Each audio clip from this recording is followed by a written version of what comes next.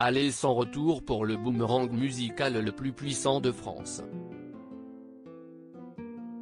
La chanteuse Dany est morte le 18 juillet 2022 à l'âge de 77 ans et le pays peine à se remettre de cette triste nouvelle.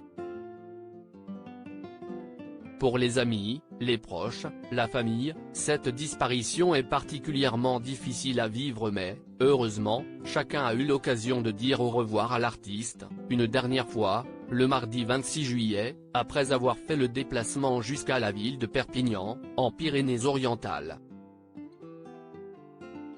Siesti en la cathédrale Saint-Jean-Baptiste qu'un ultime clin d'œil a été accordé à Dany, le 26 juillet 2022, à l'occasion de ses obsèques. Le lieu saint avait été décoré de 1000 roses multicolores et des chansons ont ouvert et clôturé la célébration, plutôt classique selon son entourage. Du côté de la famille, son fils Julien Auger est venu pleurer la chanteuse, avec beaucoup de dignité, tout comme Emmanuel Auger, le beau-fils de Dany, Véronique Grohl, sa sœur et Émilie March, sa guitariste.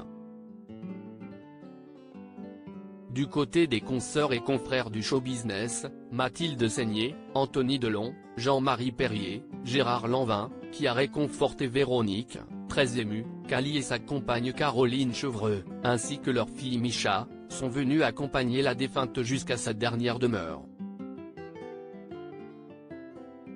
Pas de trace, en revanche, de son ami Étienne Dao, anéanti de chagrin.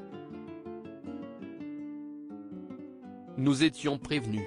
Danielle Grohl, de son vrai nom, dite Dany, était encore active et heureuse au moment de sa mort, comme l'a indiqué son producteur et manager Lambert Boudier. Selon nos informations, la chanteuse et comédienne aurait succombé à une hémorragie après avoir été transportée en urgence à l'hôpital de Tours, à la suite d'un malaise. Elle venait à peine de finir la tournée de son album Horizon Doré et elle achevait déjà les mix d'un nouvel album, qu'elle avait malicieusement choisi d'appeler Attention Départ, ajoute son manager, Lambert Boudier. Nous étions prévenus, ironise-t-il tristement. Elle avait juste oublié de nous dire qu'il serait imminent.